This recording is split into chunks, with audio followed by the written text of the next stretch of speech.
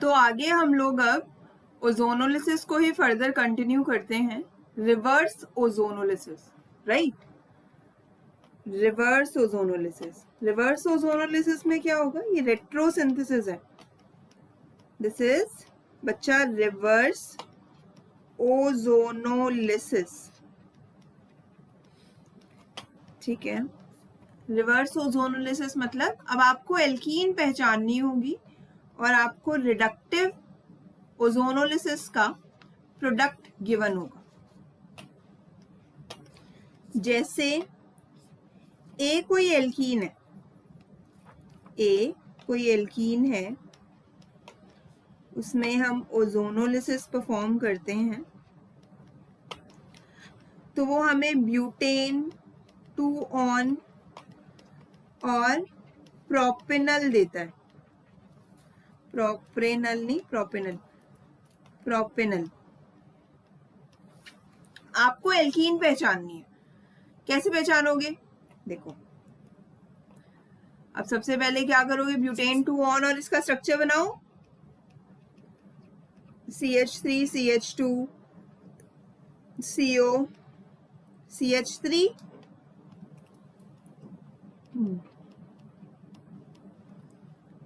Butane 2 पे on और propanal CH3 CH2 C double bond OH। बच्चा आपको दोनों कार्बोनिल को एक दूसरे के आमने सामने रखना है, दोनों कार्बोनिल को एक दूसरे के आमने सामने रखना है, रख दिया। अब ऑक्सीजन हटा दो और डबल बॉन्ड बना दो,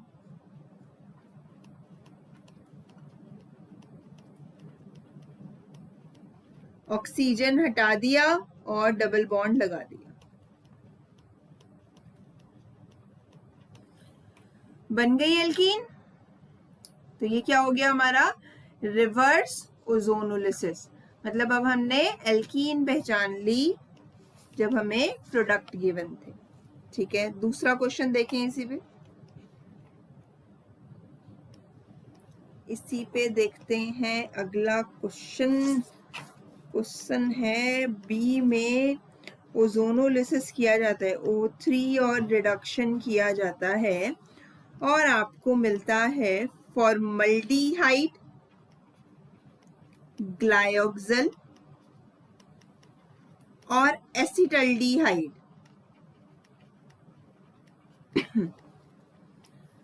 राइट, बी एल्कीन पहचानो। फॉर्मल्डिहाइड इज HCHO, ऑक्सीजन को ऐसे लिखना है, ग्लायोक्सल CHO बताया था। जब भी ग्लायोक्सल आपको क्वेश्चन में गिवन होगा, याद रखना इसे, जब भी ग्लायोक्सल गिवन होगा हमेशा इसको बीच में रखोगे, एक्सट्रीम लेफ्ट और राइट पोजीशंस पे नहीं आएगा ये, ठीक है, always in middle. Then acetaldehyde, acetaldehyde का स्ट्रक्चर ये होता है, ऑक्सीजन हटा दो, ऑक्सीजन हटा दो, समझ आ रहा है, CH2 double bond CH, CH double bond CH, CH3। तो ये हो गए आपके ओजोनोलिसिस के एल्कीन बना दिया आपने ओजोनोलिसिस के प्रोडक्ट से। करें भाई अगला क्वेश्चन। सी में आप ओजोनोलिसिस करते हो एल्कीन में और आपको ये मिलता है,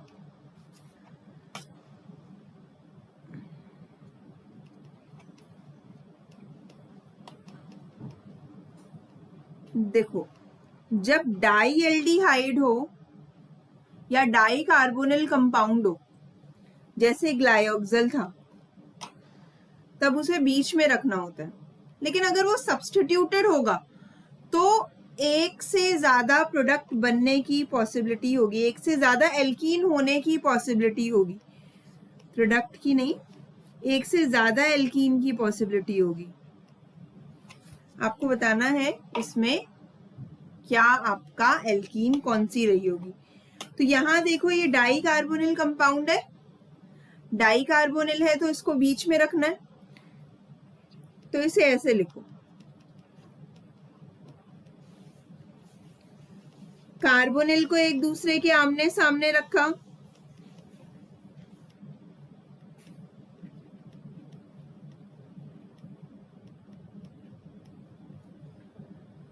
आमने सामने रखा। अब क्योंकि ये सिमेट्रिकल नहीं था, जो बीच वाला डाई कार्बोनिल था वो सिमेट्रिकल नहीं था, वो सिमेट्रिकल नहीं था, double bond CH and CH3। Clear भाई, ये सिमेट्रिकल नहीं था, तो क्या हुआ, एक प्रोडक्ट तो ये बन सकता है ऐसे, एक तो ये बन सकता है, एक एल्कीन ये हो सकती है। अच्छा, ये भी तो पॉसिबिलिटी हो सकती है कि ये वाला कार्बन इधर हो और ये वाला कार्बन इधर हो, ये भी तो पॉसिबिलिटी हो सकती है। बिलिटी पॉसिबिलिटी दूसरी कैसी भाई, एक COCH3 ऐसे लगाया आपने, इसका सेकेंड पॉसिबिलिटी बता रही हूं मैं। तो यहाँ क्या होगा, C double bond O CH3, ये हो गया,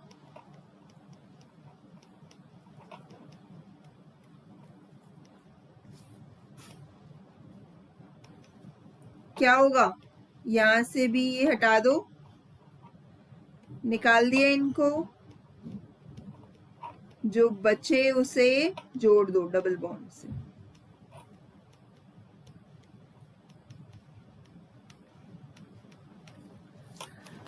बन गई आपकी एल्कीन। इन दोनों में से किसी को भी अगर आप ब्रेक करोगे आपको यही प्रोडक्ट मिलेगा, मतलब एल्कीन आपकी ये भी हो सकती है और ये भी हो सकती है। ठीक है, आया समझ में यहाँ तक। चलो, कुछ चीजें ओजोनोलिसिस में याद भी रखनी है आपको, जैसे अगर ओजोनोलिसिस में आपको एक प्रोडक्ट मिल रहा है, इसका मतलब एल्कीन साइक्लिक रही होगी। नोट, अगर ओजोनोलिसिस के बाद आपको सिंगल प्रोडक्ट मिल रहा है तो इसका मतलब है कि स्टार्टिंग एल्कीन साइक्लिक रही होगी। फॉर एग्जाम्पल, डी कोई एल्कीन है जिसका जब हमने ओजोनोलिसिस किया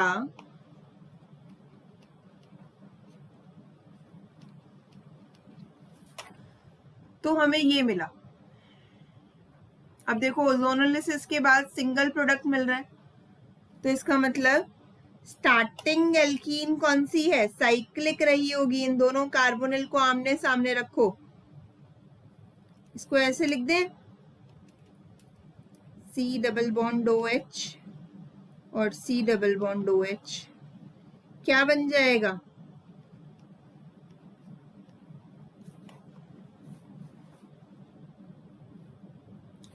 ठीक है भाई।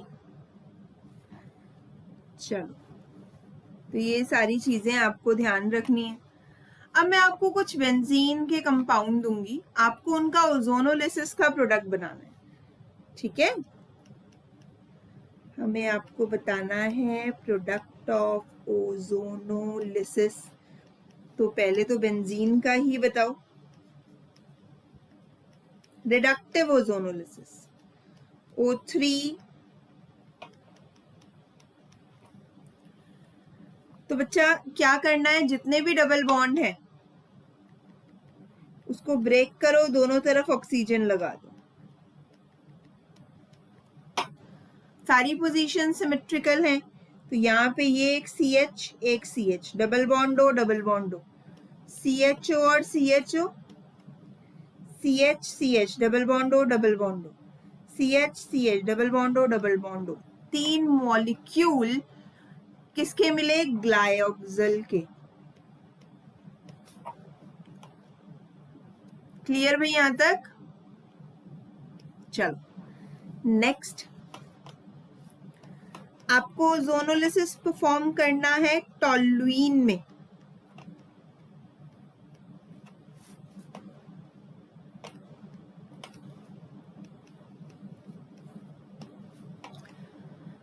तो क्या होगा, इस डबल बॉन्ड को यहां से ब्रेक करो, दोनों तरफ ऑक्सीजन आ गया, यहां से भी डबल बॉन्ड ब्रेक किया, दोनों तरफ ऑक्सीजन आ गया, यहां से भी ब्रेक किया, ऑक्सीजन आ गया।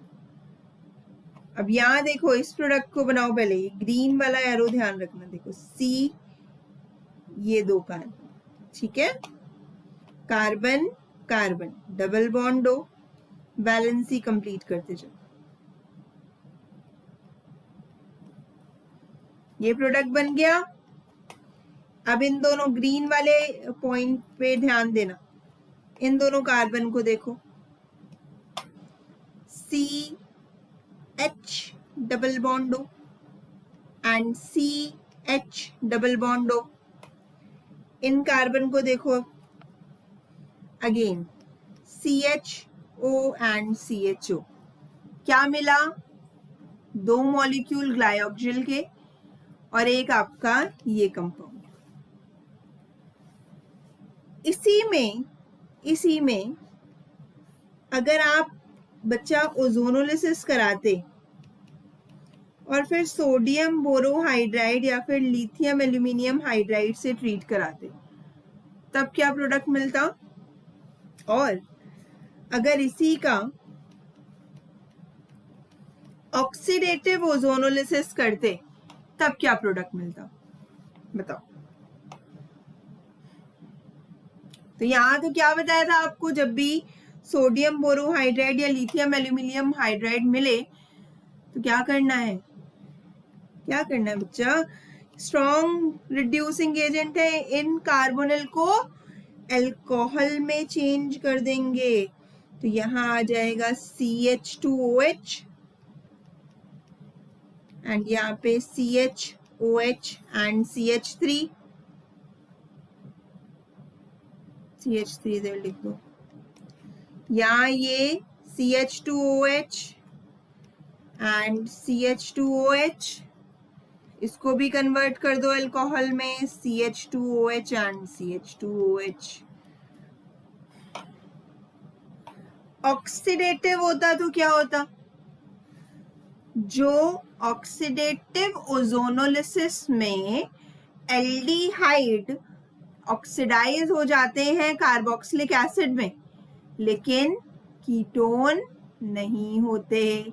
तो इसका मतलब कीटोन वाले पार्ट को नहीं करना ऑक्सीडाइज, और एल्डिहाइड को करना है, CH3CO COOH, ये दोनों एल्डिहाइड है, COOH एंड COOH। तो क्लियर यहां तक? बढ़े आगे। अब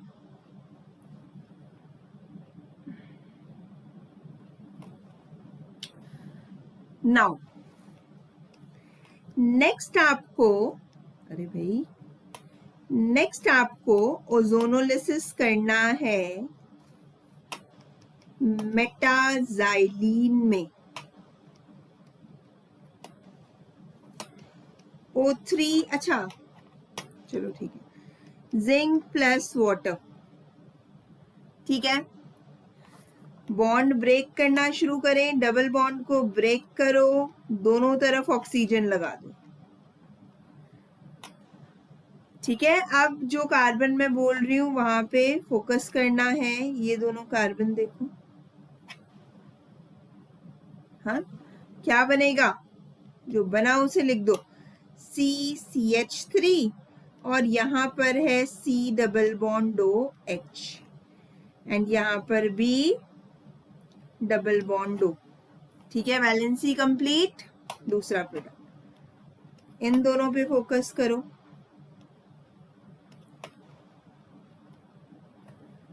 इन दोनों पे। तो यहाँ क्या बनाएगा, ये C double bond OH and यहाँ पर C double bond O and CH3, इन दोनों पे फोकस करो। क्या बनाया? CHO ग्लायोक्सिल। ठीक है। अच्छा, ऐसा भी तो हो सकता था ना बच्चा कि ये जो बॉन्ड है ये ऐसे होते, रेजोनेंस तो शो कर सकता है ना, ये बॉन्ड ऐसे भी तो हो सकते थे। अगर ये ऐसे होते तब क्या प्रोडक्ट बनता? बनाओ। O3 zinc plus water. अगर ये ऐसे होते तो क्या प्रोडक्ट बनता? अब यहां भी बच्चा इन दोनों कार्बन पे फोकस करो। CHO, CH, C double bond O, CH3। ठीक है, प्लस यहां पर ये दोनों अगेन आपका CHO, C double bond O और CH3। अब इधर आ जाओ, CHO एंड CHO, मतलब प्रोडक्ट इस केस में सेम बने, राइट? देखो ध्यान से, प्रोडक्ट सेम बने। अब आते हैं ऑर्थोजाइलिन पे।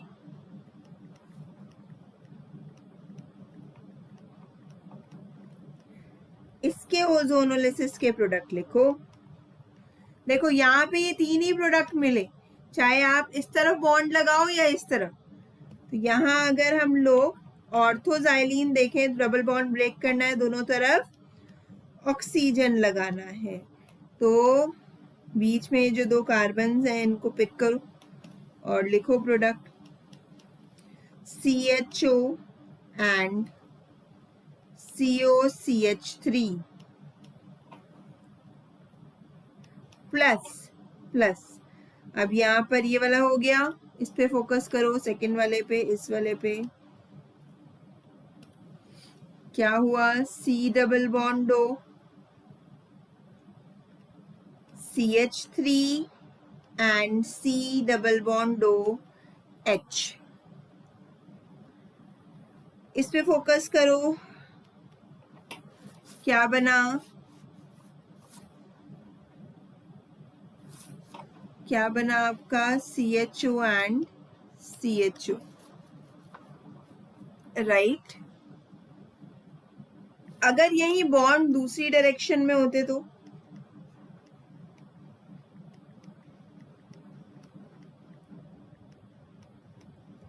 तब क्या प्रोडक्ट बनता? तो डबल बॉन्ड को ब्रेक करना है और दोनों तरफ ऑक्सीजन लगानी है उसके लिए। इस वाले कार्बन पे फोकस करो, इन दोनों पे। क्या बना बच्चा? ये बना आपका ओजोनोलिसिस के बाद CO, यहाँ CH3 और CO CH3। इधर क्या बना? ग्लायोक्सिल। इधर क्या बना? ग्लायोक्सिल। तो आपके कितने टाइप के प्रोडक्ट बने? तीन नहीं बने, तीन टाइप के नहीं बने, एक ये, अच्छा ये सेम ही है, एक ये, ठीक है, एक ग्लायोक्सिल CHO COM, ठीक है। तो ये प्रोडक्ट आपके बने। क्लियर भाई? ओके, तो ये ओजोनोलिसिस के ऊपर लेक्चर था। आई होप आपको समझ में आया। ये ध्यान रखना है कि रिडक्टिव ओजोनोलिसिस है या ऑक्सीडेटिव ओजोनोलिसिस है। मैं फिर से रिपीट करूंगी, ऑक्सीडेटिव और रिडक्टिव ओजोनोलिसिस दोनों में ही ओजोनाइड का फॉर्मेशन पहला स्टेप होता है। उसके बाद हम देखते हैं रिडक्टिव है या ऑक्सीडेटिव ओजोनोलिसिस है। उसमें भी हमें चेक करना है, अगर रिडक्टिव है तो माइल्ड ऑक्सीडाइजिंग एजेंट यूज कर रहे हो या स्ट्रॉन्ग ऑक्सीडाइजिंग एजेंट यूज कर रहे हो। ठीक है, तो इसके अलावा आपको ध्यान देना है ओजोनोलिसिस पे रिंग कंपाउंड के और बेंजीन रिंग के ओजोनोलिसिस पे। ठीक है, तो आई होप ये सारा आपको क्लियर हुआ अच्छे से। ओजोनोलिसिस मैकेनिज्म के अलावा प्रोडक्ट फॉर्मेशन और क्वेश्चन को सॉल्व करने पे ज्यादा ध्यान देना। तो आज के लिए इतना बहुत था। Thank you so much.